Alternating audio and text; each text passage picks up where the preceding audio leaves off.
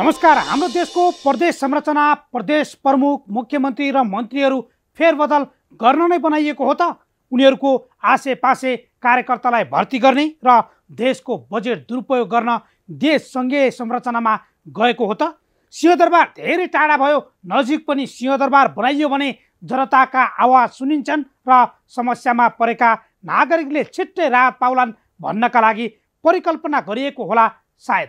तर यहाँ त केन्द्रमा भाग पुगेन, प्रदेशमा पनि बाँडीचुँडी खानुपर्छ भन्दै अंश मिलाउन बनाइए जस्तो पो भइरहेको छ त। सरकार फेरबदल, मन्त्री बन्न तछाड मछाड र प्रदेश प्रमुख हटाउने र नियुक्त गर्ने खेलले प्रदेशको औचित्यमाथि नै प्रश्न उठाइदिएको छ। सङ्घीय संरचनाको मेरुदण्ड मानिएको प्रदेश केन्द्रको छाया जस्तो बनेको छ। प्रदेश प्रमुखको नियुक्ति र बर्खास्तीमा केन्द्र सरकारको मन लाग्दी छ। प्रदेश प्रमुख हेरफेर गर्ने अधिकार केन्द्र सरकारसँग भए पनि दलीय स्वार्थका आधारमा प्रदेश प्रमुखको बर्खास्ती र नियुक्ति भइरहेको छ। केन्द्रमा सरकार चलाउने पार्टीसँग आबद्धता नभएर प्रदेश प्रमुखले बिदा हुनुपर्ने नजिर बसेको छ। यही कारण प्रदेश संरचना कार्यान्वयनमा गएको 4 वर्ष नपुग्दै केही प्रदेशमा 4 जनासम्म प्रदेश प्रमुख फेरिए। पहिलो कार्यकाल पुरा नहुँदै अहिलेसम्म 7 प्रदेशले 24 जना प्रदेश प्रमुख झेल्नु परेको छ। प्रदेश प्रमुखको मात्रै होइन, यो 4 वर्षमा 14 जना मुख्यमन्त्री र 124 जना मन्त्री प्रदेशले झेलेको छ। प्रदेश 1 र बागमतीमा त 3 जना मुख्यमन्त्री बनेर राज्य कोषमाथि भार थोपारिदिए। अझै पुगेको छैन। कर्णाली, बागमती र प्रदेश 1 मा मन्त्री बन्न तछाड मछाड चलेकै छ। मन्त्री बन्ने र बनाउनेहरूको लामै लिस्ट छ। कतिपय प्रदेशमा त मन्त्रालय नै टुक्रा बनाएर पद बाँडिँदैछ। यसैले पुष्टि गर्छ प्रदेश संरचना दलीय स्वार्थ, कार्यकर्ता भर्ती केन्द्र र नेताहरूले अवसर पाउने ठाउँ नै हो। कुनै प्रदेशमा समस्या परे सङ्कै मुख ताक्नुपर्ने अवस्था छ। प्रदेश सरकार कहाँ हराउँछ पत्तै हुँदैन। तर पनि मन्त्री भएर झन्डा हल्लाउँदै साइरन बजाउँदै हुइकिनेहरूको कमी छैन। घर दैलोको सरकार राज्यलाई भार थोपारै छ, तर जनताको दैनिकीमा परिवर्तन होइन। आफू मन्त्री भए घर गाडी भने फेरेकै छन्। आउन सुरु गरौँ आम जनताले बेहोरेको समस्या, अभाव र सरकारी सेवा सुविधाको झन्झट समाधानको सारथी बन्ने कार्यक्रम जनताको इजलास। म बालकृष्ण शर्मा। कार्यक्रमको सुरुवातमा हेरौँ यो झलक।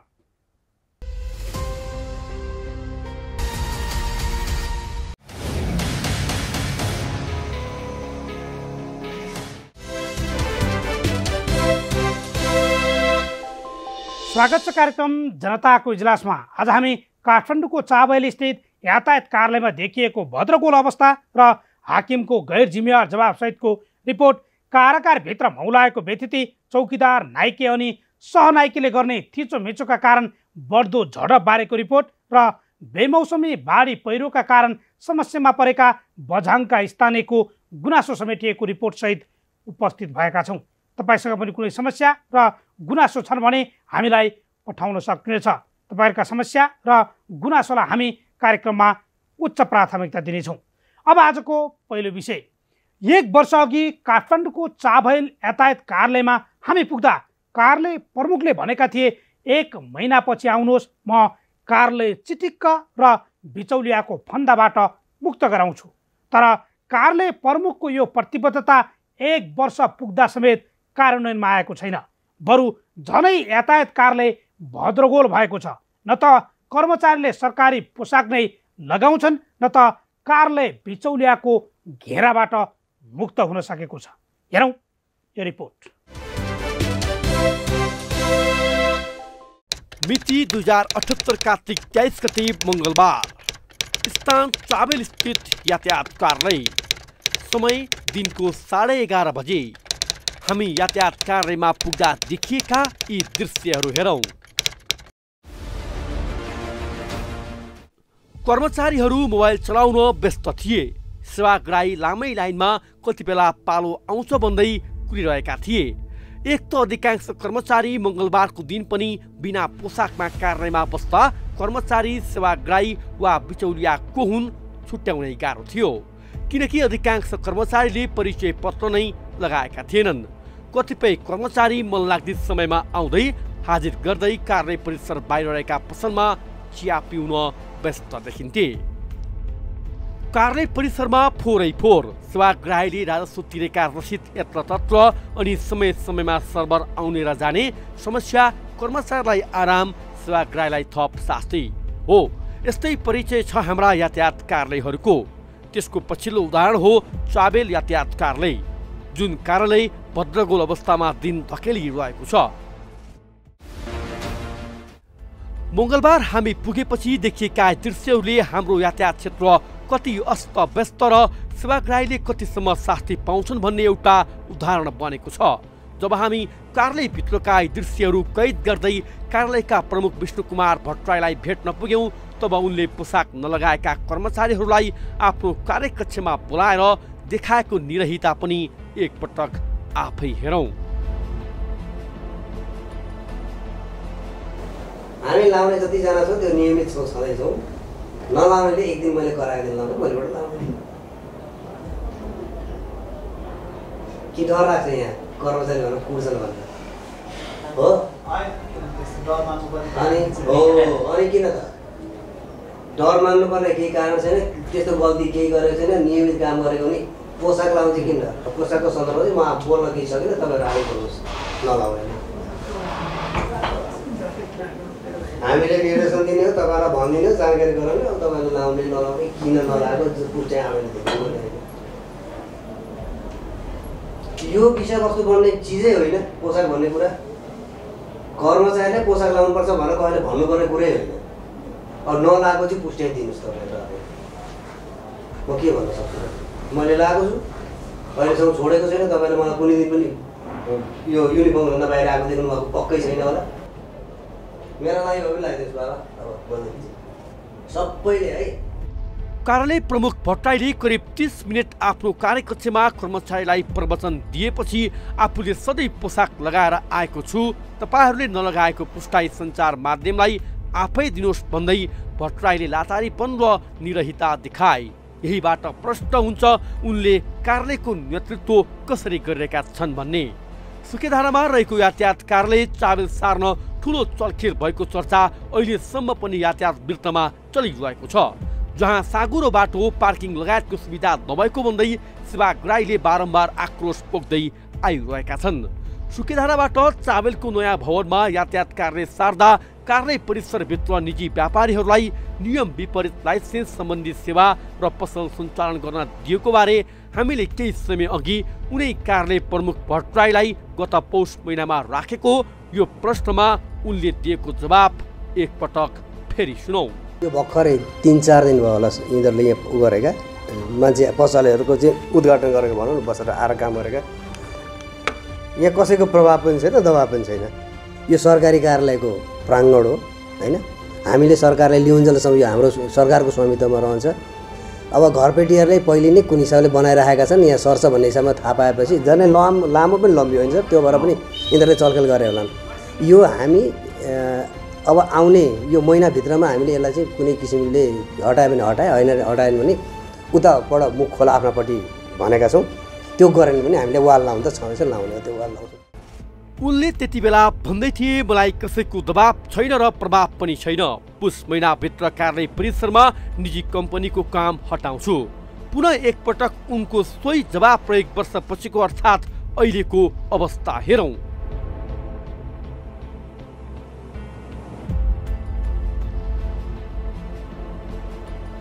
भर्खरै 3-4 दिन भयो होला यिनीहरूले यहाँ उ गरेका मान्छे पसलेहरूको चाहिँ उद्घाटन गरेको भनौँ न, बसेर आएर काम गरेका। यहाँ कसैको प्रभाव पनि छैन, दबाब पनि छैन। यो सरकारी कार्यालयको प्राङ्गण हो होइन। हामीले सरकारले लिउन्जेलसम्म यो हाम्रो सरकारको स्वामित्वमा रहन्छ। अब घरपेटीहरूले पहिले नै कुन हिसाबले बनाइराखेका छन्, यहाँ सर्छ भन्ने हिसाबमा थाहा पाएपछि झनै लामो पनि लम्बियो हुन्छ। त्यो भएर पनि यिनीहरूले चलखेल गरे होलान्। यो हामी अब आउने यो महिनाभित्रमा हामीले यसलाई चाहिँ कुनै किसिमले हटायो भने हटायो, होइन हटाएन भने उताबाट मुख खोला आफ्नापट्टि भनेका छौँ। त्यो गरेन भने हामीले वाल लाउनु त छँदैछ, लाउने हो, त्यो वाल लाउँछौँ। पुस महिनाभित्र नियम विपरीत कार्यालय परिसरभित्र सञ्चालनमा रहेका लाइसेन्स सम्बन्धित सेवा र पसलहरू वर्ष दिन बित्न लागिसक्दा समेत किन हटाउन नसकेको भन्दै हामीले उनलाई प्रश्न सोधेका छौं। उनको जवाब पनि सुनौ। हाम्रो प्राङ्गणमा चाहिँ छैन त्यो, तर मुख चाहिँ हामीतिर फर्काइदिएको छ। यो चाहिँ अब घरपेटीको विषयवस्तुको कुरा र उहाँलाई मैले पत्राचार पनि गरिसकेको छु विषयमा, उहाँले सम्पर्क पनि गर्नुभएको छैन र हामीले आफूले चाहिँ छेकाबारा लाउन सकिन्छ नसक्ने होइन। त्यसका लागि अब बजेटको व्यवस्थापनको कुरा पनि एउटा रहन्छ होइन। तपाईँले उतिखेर सोद्धाखेरि अब गर्छौँ हामी भनेर त भनेको नभनेको त होइन, गर्छु भनेकै हो। अब त्यस्तै अब भयो, कोभिड लाग्यो के भएर त्यत्तिकै सर्दै गएको, किन नहुनु हो होइन। गिल्टी फिल नहुँदा कुरा छैन, तर म बाध्य केमा भएँ, म कहाँ एरिया भएँ भन्ने मलाई थाहा छ नि त। तपाईँलाई म भन्छु नि, कोभिड भयो होइन, त्यसबाट अब बजेट व्यवस्थापनको कुरा भयो, त्यतिखेर हाम्रो सचिवहरूको चाहिँ फेरबदल पनि भयो, त्यसले गर्दा पनि भएको। अब केही समयमा यसलाई त म कुनै न किसिमले छेक्छु, त्यसमा त कुनै हुनै छैन।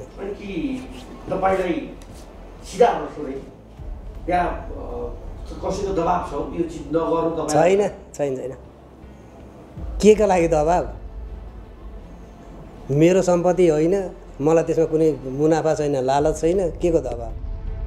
1 महिनाभित्र हटाउँछु भनेर घोषणा गरेका भट्टराईले वर्ष दिन बित्न लागिसक्दा समेत कार्यालय परिसरभित्रबाट निजी व्यापारीहरूलाई हटाउन सकेका छैनन्। प्रमुख भट्टराई र लेखा शाखाका कर्मचारीको मिलोमतोमा आर्थिक चलखेल भएको र हाललाई नहटाउने भित्रभित्रै सहमति भएको कार्यालयकै कर्मचारीहरू बताउँछन्। सेवा लिन पुगेका सेवाग्राहीको काम समयमै नहुँदा उनीहरूको आक्रोश पनि कम छैन। समस्या नै भयो। अब एउटा लाइसेन्स निकाल्न लगभग 4-5 दिन त आफ्नो टाइमै छुटाएर आउनु पर्यो। सुरुमा ट्रायल के अरे अनलाइन फर्म बनाऊ, 1 दिन छुटाउनु पर्यो, भोलिदेखि दिन जाऊ अर्को दिन छुटाउनु पर्यो। यो अलिकति व्यवस्था चाहिँ नभएकै जस्तो लाग्यो मलाई चाहिँ। अनि सुधार्नु चाहिँ पर्थ्यो, सुधार्नु चाहिँ का लागि पहल पनि गर्नुपर्छ। तपाईँ हामीले पनि जिम्मेवार बन्नुपर्छ होइन। केही चाहिँ समस्या छन्, त्यो समस्यालाई चाहिँ अब राज्यले, सरकारले यसलाई कसरी चाहिँ जनतालाई चाहिँ सहज किसिमले चाहिँ वातावरण तयार गर्नुपर्छ, लिने वातावरण। म कर तिर्छौँ र मलाई चाहिँ सेवा सुविधा देऊ भनिकन भन्दा त्यो किसिमको चाहिँ जिम्मेवारी चाहिँ राज्य पनि दिनुपर्छ भन्ने लाग्छ मलाई। यो यस्तो सबभन्दा ठुलो कुरो सरकारबाटै कमजोर भएको हो होइन। यो चाहिँ सबै अब दुःख पाउने यताउता हुने, अब सरकारले अलिकति चाहिँ राम्रोसँग हेरिदिएपछि अब जनताहरू अब विदेशमा जाँदा पनि अब सजिलो हुने थियो होला। हजुर होइन, अब त्यो नै हो सर, अरू त अब के नै छ भनौँ न, सरकारकै हो अब मेन त। सरकारले छिटो छरितो र प्रवृत्ति मैत्री सेवा भने पनि सरकारलाई अहिले पनि कर तिर्न लाइन बस्नुपर्ने, लाइसेन्स लिनलाई वर्षौं कुर्नुपर्ने लगायतका समस्याको सरकारले छिटो छरितो र प्रवृत्ति मैत्री सेवाको नै धज्जी उडाइरहेको छ।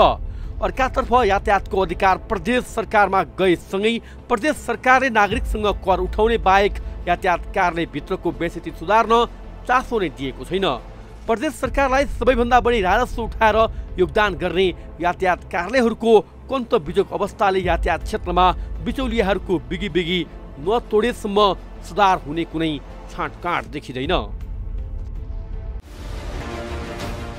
यस कार्यालयका प्रमुख विष्णु कुमार भट्टराईले त्यतिखेर दिएको जवाब अहिले उनी आफैलाई लाज मर्दो भइरहेको छ। करिब 1 वर्ष बित्न लागेको छ। हामीले सोधेको र सिधा राखेको प्रश्नमा 1 महिनाभित्र समाधान गर्छु भनेर बोलेको विषय किन समाधान भएन? एक त कार्यालय साँगुरो छ, दोस्रो यस कार्यालय परिसरबाट सेवा लिन आउने सेवाग्राहीलाई शास्ति छ, तेस्रो कार्यालय भद्रगोल अवस्थामा छ, चौथो यस कार्यालय परिसरभित्र सञ्चालन गरिएको यो जुन फोटोकपी अनलाइन सेवा लगायतका कार्यालयहरूलाई के कार्यालय परिसरभित्र राख्न दिन मिल्छ त भन्ने कुरामा उनले दिएको जवाफ 1 वर्ष बित्न लाग्दा समेत उनले कार्यान्वयनमा ल्याउन सकेका छैनन्। तर उनी भनिरहेका छन् मलाई लाज चाहिँ लागेको छ, म छिट्टै समाधान गर्छु।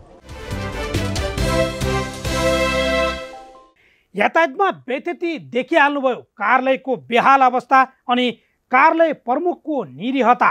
कर्मचारीले नै टेर्दैनन्, प्रमुखको टाउको दुखाइ बनेको छ। कार्यालयभित्र निजी व्यापारीहरूलाई नियमन विपरीत लाइसेन्स सम्बन्धी सेवा र पसल सञ्चालन गर्न नदिने घोषणा पनि घोषणामै सीमित भएको छ, जसका कारण सेवाग्राहीले दैनिक शास्ति पाइरहेका छन्। अब आजको अर्को विषय। 2 महिना अघि मात्रै तनाव भएको मोरङको विराटनगर कारागारमा फेरि मङ्गलबार झडप भयो। कारागारका चौकीदार किरण गुरुङले यातना दिएको भन्दै कैदी बन्दीबीच दोहोरो झडप भएको थियो।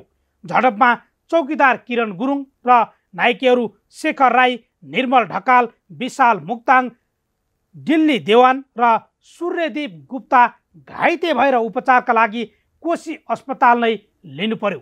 आखिर किन कारागारभित्र बारम्बार झडप र तनाव भइरहन्छ त? हेरौँ यो रिपोर्ट।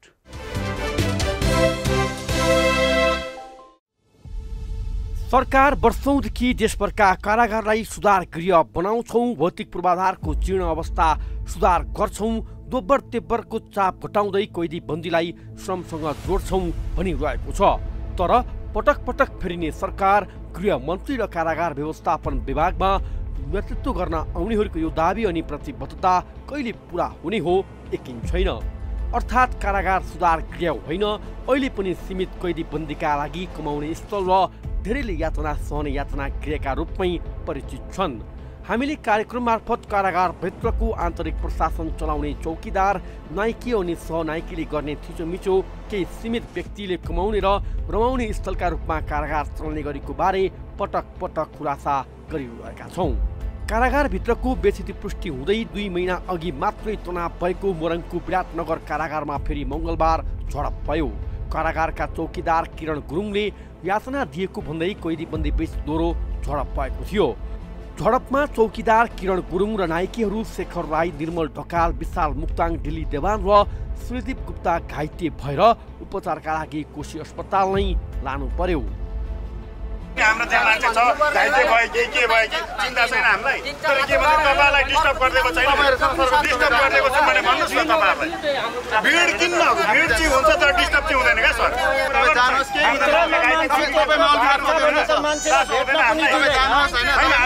भिड हुन्छ तर तपाईँलाई डिस्टर्ब चाहिँ हुँदैन। तपाईँलाई डिस्टर्ब आउने ल डिस्टर्ब आयो।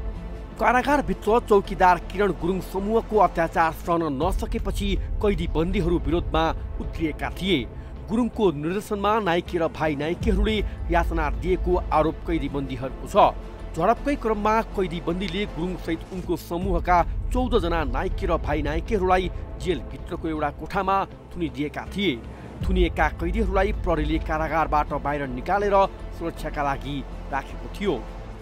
यस्तो भइरहेछ, दाजु भाइले पनि अब दाजुले भेट्न पाएको छैन, ऊ पनि गुनासो गरिरहेछ। अब झडप भइरहेछ, को हो को कसो भइछन्, घाइते को मेरो मान्छे हो कि दाजु हो कि को हो कि अरू नै भएको छ भनेर भाइले पनि गुनासो गरिरहेको छ। हजुर म चाहिँ सुदूरपश्चिम महाकाली अञ्चलबाट आएको हजुर। मेरो यहाँ दाई हुनुहुन्छ र दाईलाई भेट्नु पर्यो भनेर अब अघि लगभग भनौँ न 2-3 घन्टा भइसक्यो यहाँ आएको। खोइ अब भेट्न उगर्न के गर्न पाइएको छैन, भित्र झडप भयो भन्ने कुरो सुनियो र वास्तवमा हुन्छ भएकै रहेछ होइन। र अनि अब कतिखेर हामीलाई भेटघाट गर्न दिने नदिने भनेर अब हामी चाहिँ प्रत्यक्षमै छौँ र अब हेरौँ के कसो भन्नुहुन्छ भित्रबाट। अब भेटघाट गर्छौँ भनेर भन्दाखेरि पनि होइन एकछिन पर्खिनुहोस्, अहिले भेटघाट गर्न पाउनुहुन्न, भित्रको अवस्था राम्रो छैन भनेर भन्दै हुन्छ। र हामी चाहिँ अब त्यही हो, अब आफ्नो मान्छे भेटेर चाहिँ घरतिर फर्किनु पर्यो भने प्रत्यक्षमा बसिरहेको छौँ। अब हेर्नुहोस् अब कोही कतिखेर दिनुहुन्छ दिनुहुन्न त्यो चाहिँ थाहा भएन। या त अब भित्रबाट पनि भनिदिनु पर्यो होइन आज हुँदैन यताउता भनेर भनिदिनु पर्यो। हामीले यसरी पुरेर बस्नु त बस्दिन्थ्यौँ नि, हामी पनि आफ्नो काममा हिँड्थ्यौँ होला, हाम्रो अरू काम पनि हुन्थ्यो। झडप फेरि दोहोरिने अवस्था देखेपछि कारागार विभागको निर्देशनमा चौकीदारसहित 14 जनालाई जेल सरुवा गरिएको छ। कारागार प्रशासनले चौकीदार गुरुङसहित शेखर राई, सूर्यदीप गुप्ता, निर्मल ढकाल र पदम कुमार लिम्बुलाई झुम्का कारागारमा सरुवा गरेको छ। यस्तै नाइके र भाइ नाइकेहरू एलेक्स नेपाली, रामबहादुर लिम्बू, रोशन दाहाल, दिल्ली देवान, कपिल कुमार शाह, विशाल तामाङ, रमेश मण्डल, बबिहाङ राई र राजु राईलाई झापा जिल्ला कारागार पठाइएको छ। चौकीदार गुरुङको सरुवा भएपछि तत्कालका लागि कार्तिक कामतलाई चौकीदारको जिम्मेवारी दिएको छ। कामत जान मार्ने उद्योगमा जेल परेका हुन्। कारागारभित्र चौकीदारले नाइके र भाइ नाइके चयन गर्दछन्। 10 जना कैदीबन्दी बराबर 1 जना भाइ नाइके, 20 देखि 25 जना कैदीबन्दी बराबर नाइके बन्ने व्यवस्था छ। कारागारभित्र नाइके र भाइ नाइकेहरूले चौकीदारको निर्देशन अनुसार कैदीबन्दीहरू आफ्नो पकडमा राख्ने गर्दछन्। मोरङ कारागारमा 897 जना पुरुष कैदीबन्दी रहेका छन्, जसमा 72 महिला रहेका छन्। चौकीदार कारागारका नाइके र भाइ नाइकेहरूले कुटपिट गर्ने तथा यातना दिने एवं अत्याचार गर्ने गरेको यो पहिलो घटना भने होइन। देशका अधिकांश कारागारमा यस्तै व्यथिति मौलाई रहेको छ।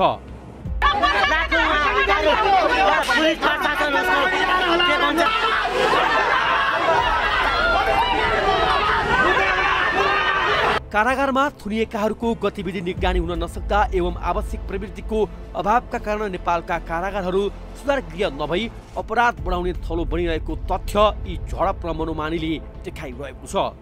मुख्यतः हाम्रा देशैभरका कारागारहरूको संरचना नै जीर्ण छ। त्यसमाथि पनि क्षमताभन्दा दोब्बर कैदीबन्दी बस्नु परिरहेको छ। यसरी बस्ने कैदीबन्दीहरूमा पनि कुनै वर्गीकरण गरिँदैन। सामान्य सार्वजनिक कसुर, चोरी, डकैती मुद्दामा जेल चलान भएका र गम्भीर फौजदारी कसुर अर्थात् जघन्य अपराधमा मुछेकाहरूबीच जेलमा भेटघाट र सम्बन्ध विस्तार हुन्छ। यसरी सबै प्रकृतिका कैदीबन्दी बस्दा बाहिरिने क्रममा सङ्गठित गिरोह नै बनाएर थप आपराधिक घटना घटाउने गरेको समेत पाइएको छ। अर्कातर्फ कारागारभित्र बनाइने कैदीहरूकै आन्तरिक प्रशासन पनि घातक हुने गरेको देखिन्छ।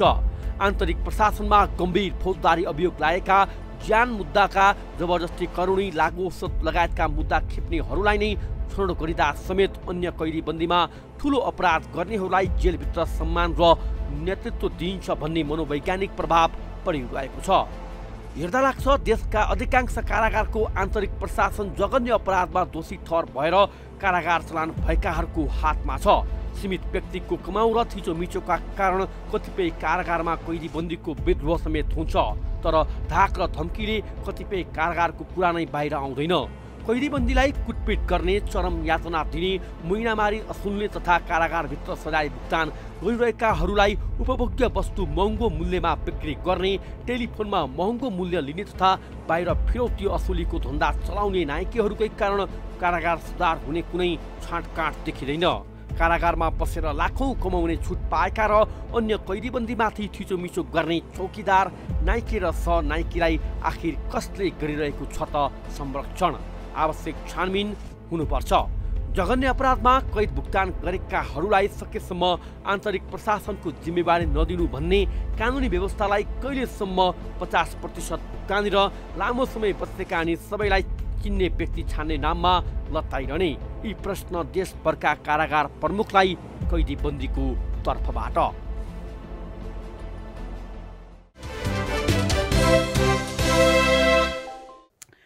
कारागारमा थुनिएकाहरूको गतिविधि निगरानी हुन नसक्दा एवं आवश्यक प्रविधिको अभावका कारण नेपालका कारागारहरू सुधार गृह नभई अपराध बढाउने थलो बनिरहेको तथ्य यी झडप र मनोमानीले देखाइरहेको छ। मुख्यतः हाम्रा देशैभरका कारागारहरूको संरचना नै जीर्ण छ। त्यसमाथि पनि क्षमताभन्दा दोब्बर कैदीबन्दी बस्नु परिरहेको छ। यसरी बस्ने कैदीबन्दीहरूमा पनि कुनै वर्गीकरण गरिँदैन। सामान्य सार्वजनिक कसुर, चोरी, डकैती मुद्दामा जेल चलान भएका र गम्भीर फौजदारी कसुर अर्थात् जघन्य अपराधमा मुछिएकाहरूबीच जेलमा भेटघाट र सम्बन्ध विस्तार हुँदा आपराधिक घटना बढिरहेका छन्, जसको समाधानका लागि राज्यले बेलैमा ध्यान दियोस्। अब एकैछिन विश्रामपछि बेमौसमी बाढी पहिरोका कारण समस्यामा परेका बझाङका स्थानीयको गुनासो समेटिएको रिपोर्ट सहित उपस्थित हुनेछौँ। हामी सँगै रहनुहोस्।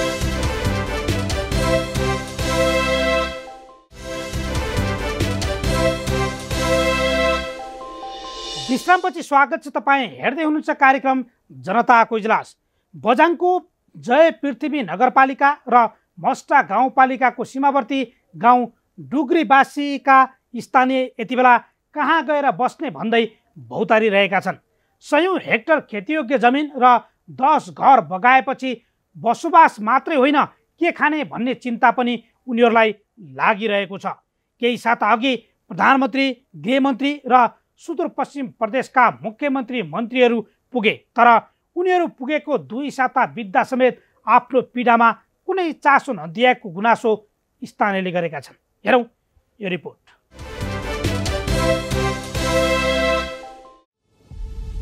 सुदूरपश्चिम प्रदेशमा कार्तिकको पहिलो साताको बाढी पहिरोले धेरै घर र खेतीयोग्य जमिन बगायो। सरकारले पीडितलाई राहत दिने घोषणा पनि गर्यो, तर बझाङको जय पृथ्वी नगरपालिका र मस्टा गाउँपालिकाको सीमावर्ती गाउँ डुङ्ग्रीमा सयौं हेक्टर खेतीयोग्य जमिन र 10 घर भगाए पनि राज्यले वास्तै नगरेको गुनासो स्थानीयवासीले गरेका छन्। घरबार भग्यो, अब घरबार तत्कालको सानोतिनो राहत सरकारले गर्यो, त्यसले केही नहुने जस्तो भएर अब कहाँ बस्ने के खाने, 1-2 महिना त यही ठिकै छ, भत्किएको घरमा बस्ने। यहाँ पनि डर छ, भूकम्प आउँछ कि भन्ने डर छ। अब सरकारले केही क्षतिपूर्ति सहित राहतको व्यवस्था गर्यो भने केही राम्रो हुन्छ, नत्र कहाँ बस्ने। बाढी पहिरोले क्षति पुर्याएपछि तत्काल थोरै राहत वितरण गरिएको बाहेक आफूहरूले पछिल्लो दिन कुनै राहत नपाउँदा समस्यामा परेको गुनासो स्थानीयको छ। बझाङका विभिन्न स्थानका बस्तीहरू जोखिममा छन्। जोखिमयुक्त बस्तीलाई सुरक्षित बनाउने योजना अहिलेसम्म न त स्थानीय न त प्रदेश र सङ्घ सरकारले नै बनाएको छ। बझाङको जयपृथ्वी नगरपालिका र मस्टा गाउँपालिकाको सीमावर्ती गाउँ डुङ्ग्रीवासी यति बेला कहाँ गएर बस्ने भन्दै भौतारिरहेका छन्। 100 हेक्टर खेतीयोग्य जमिन र 10 घर भगाएपछि बसोबास मात्रै होइन, के खाने भन्ने चिन्ता पनि उनीहरूलाई लागिरहेको छ। केही साता अघि प्रधानमन्त्री शेरबहादुर देउबा, गृहमन्त्री बालकृष्ण खान र सुदूरपश्चिम प्रदेशका सभामुख अर्जुन बहादुर थापा लगायतका जनप्रतिनिधि हेलिकप्टर मार्फत क्षतिग्रस्त ठाउँमा पुगेका थिए। तर उनीहरूले हेलिकप्टरमा घुमे पनि जनताका पीडा बुझ्न भने सकेनन्। जोखिमयुक्त ठाउँमा रहेका स्थानीयलाई सुरक्षित ठाउँमा स्थानान्तरण गर्न प्रधानमन्त्री देउबा फर्किएको 2 साता पुग्दा समेत कुनै पहल नभएको स्थानीयको गुनासो छ। बस्तीका स्थानीयले आफूलाई सुरक्षित बनाउनका लागि दीर्घकालीन योजना आवश्यक रहेको तर कसैले पनि ध्यान नदिएको गुनासो गरेका छन्। जतिसक्दो हाम्रो यो तट बनाउनुको व्यवस्था गर्दै पनि हुन्थ्यो, त्योभन्दा पनि होइन। हामीलाई अरू कुरा त्यस्तै हो, हामीलाई यो घर जमिन सबै बगाएर लगिसक्यो हामीलाई। त्यसको साथसाथै हामीलाई यहाँ आरसिसी हालेर यतादेखि माथिसम्म त्यो बाटो बनाइदियो भने हामीलाई सबभन्दा उत्तम हुन्थ्यो भन्ने म। अहिलेसम्म जे जति क्षति भयो अब भने थप क्षति हुन नदिनतर्फ स्थानीयले सरकारको ध्यानाकर्षण गराएका छन्। सरकारले बस्ती नै स्थानान्तरण गर्नुपर्ने आवश्यकता देखे पनि कुनै वास्ता नगरेको प्रति उनीहरू आक्रोशित छन्। बचेको खेतीयोग्य जमिन पनि जोगाउन पहल गरिदिन उनीहरूले आग्रह गरेका छन्। यहाँको जग्गा बस्तीहरू तल छ, बग्नेहरू त कसैका एउटा खुट्टो टेक्नलाई जग्गा नरहने गरी बगाएको छ, त्यसरी विस्तारित भएको छ। र यसलाई पूर्ण रूपमा राज्यले स्थानान्तरण पुनर्स्थापना गर्ने ठाउँमा, यहाँका बस्ती पुनर्स्थापना गर्ने ठाउँमा यहाँका तथ्यगत रिपोर्ट लिएर राज्यबाट पूर्ण निगरानी गरेर पूर्ण अनुगमन गरेर साँच्चै यहाँका साँच्चै विस्थापित पीडितहरूको हुन् त। नेताहरूले भोट बैंकका लागि मात्र प्रयोग गर्ने र अरू कुनै खालका विकास गतिविधिमा चासो नदिने प्रवृत्ति कायमै छ, जसले गर्दा बझाङको डुम्रे गाउँ जस्ता जोखिमयुक्त क्षेत्रका नागरिक पीडामा छन्। सरकारले बेमौसमी वर्षाका कारण बाढी र डुबानका कारण धान बालीमा भएको क्षतिको अध्ययन गर्न गठित कार्यदलले पेश गरेको कार्यविधिलाई मंगलबार स्वीकृत गरेको छ। कार्यदलले तयार पारेको कार्यविधि कहिले कार्यान्वयन होला र आफूहरूले क्षतिपूर्ति पाउला भन्ने आशमा यति बेला बेमौसमी बाढीको चपेटामा परेका नागरिक बसिरहेका छन्। बस्ती स्थानान्तरणदेखि उनीहरूको दैनिक चुलो बल्नेसम्मको व्यवस्था मिलाउन 3 तहका सरकारको बेलैमा ध्यान पुगोस्।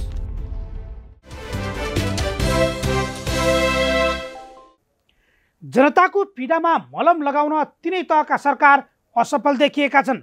न त बस्ने सुरक्षित बास छ, न त साँझ र बिहान खाने अन्न नै छ। तर पनि सरकारको ध्यानै पुगेको छैन। बझाङ लगायत बाढी र पहिरोबाट प्रभावितहरूलाई राज्यले तत्काल अभिभावक भएको भूमिका निर्वाह गरोस्।